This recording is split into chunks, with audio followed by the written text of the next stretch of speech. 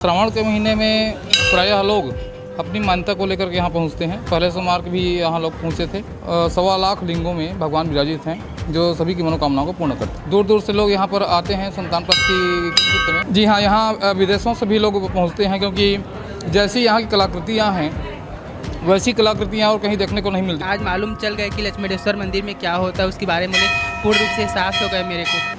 सावन महीने का दूसरा सोमवार है। अभी हम मौजूद हैं छत्तीसगढ़ की काशी के नाम से विख्यात खरौद नगरी में। यहाँ पर स्वयंभू लक्षलिंग है, लक्ष्मेश्वर मंदिर के नाम से ये विख्यात है और पूरे छत्तीसगढ़ के अलावा दूसरे प्रदेश के लोग यहाँ दर्शन के लिए आते हैं। तस्वीरें आपको दिखाएंगे कि यहाँ पर जो लक्षलिंग है वो स्वयंभू है और पूरी दुनिया में ये पहला लक्षलिंग है जो यहाँ पर विराजित है और जिसके दर्शन के लिए लोग दूर दूर से आते हैं। और यहाँ पर बड़ी मान्यता है। यहाँ के जो पुजारी हैं सुधीर मिश्रा जी, उनसे हम बात करेंगे।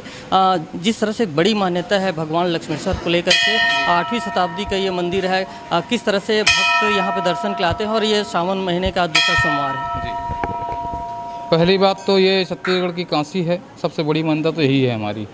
और ये सबसे बड़ी उपलब्धि है हमारे लिए कि हम ऐसे क्षेत्र में रहते हैं जहाँ भगवान साक्षात विराजित हैं। श्रावण के महीने में प्रायः लोग अपनी मान्यता को लेकर के यहाँ पहुँचते हैं। पहले सोमवार के भी यहाँ लोग पहुँचे थे। दूसरे सोमवार को भी लोगों का तांता यहाँ पर लगातार बना हुआ है, भोर से ही 4 बजे से ही।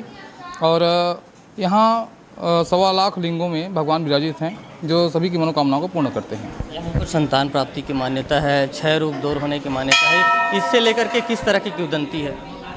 मान्यता सबसे बड़ी है कि संतान प्राप्ति के लिए तो विशेष है। दूर दूर से लोग यहाँ पर आते हैं संतान प्राप्ति के निमित्त में और यह मान करके जाते हैं कि प्रभु यदि संतान हो जाए तो हम यहाँ पर जो हमारी मन की कामना है तो उसको आकर के हम पूर्ण करेंगे। दूसरी क्षय रोग की बीमारी की जो कथा है वो ऐसी है कि पहले लोग यहाँ के जल का पान किया करते थे। गर्भगृह में जो 2 कुंड हैं जिसे हम गंगा जमुना के नाम से जानते हैं, उनमें सदैव जल भरा रहता है। उसका स्रोत न तो कम होता है न ज़्यादा होता है।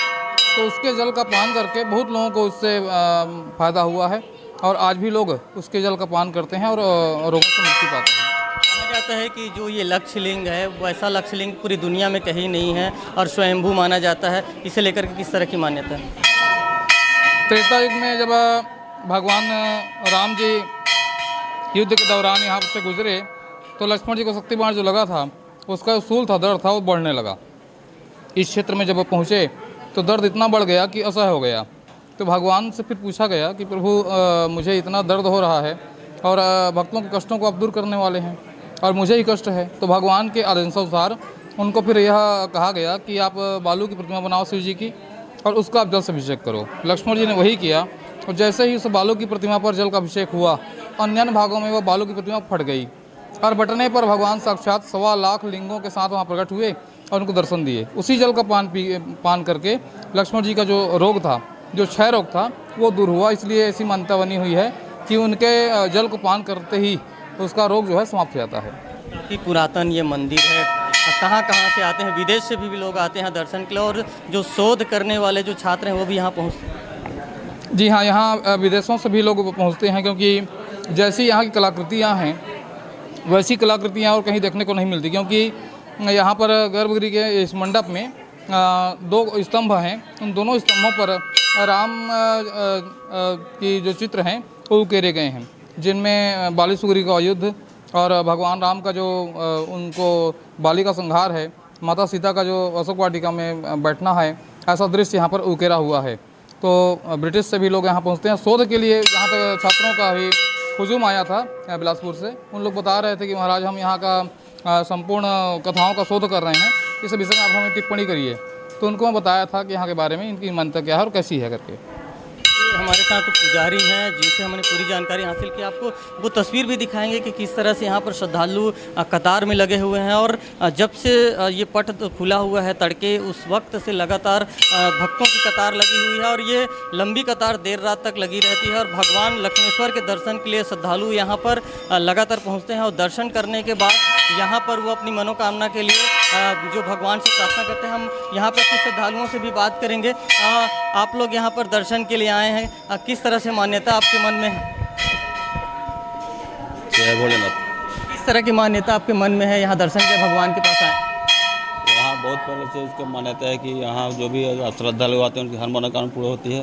आता तो हूँ लेकिन आज आया हूँ, लेकिन इतना दिन से आता था मेरे को मालूम नहीं था, लेकिन आज मालूम चल गया कि लक्ष्मणेश्वर मंदिर में क्या होता है, उसके बारे में पूर्ण रूप से एहसास हो गया मेरे को। मेरे दिल साफ है, स्वतंत्र स्वच्छ स्फूर्ति संस्कृति से मेरा दिल साफ है, इसीलिए मैं साक्षात मैं यहाँ का शेषनाग शंकर भोले बाबा को मैं दर्शन मिल गया मेरे को। जी, लक्ष्मणेश्वर भगवान ने स्थापना के थे। बहुत मान्यता है इसकी। कहाँ से आए हैं और हर साल आते के पास डोंगा कोहरात पामगढ़।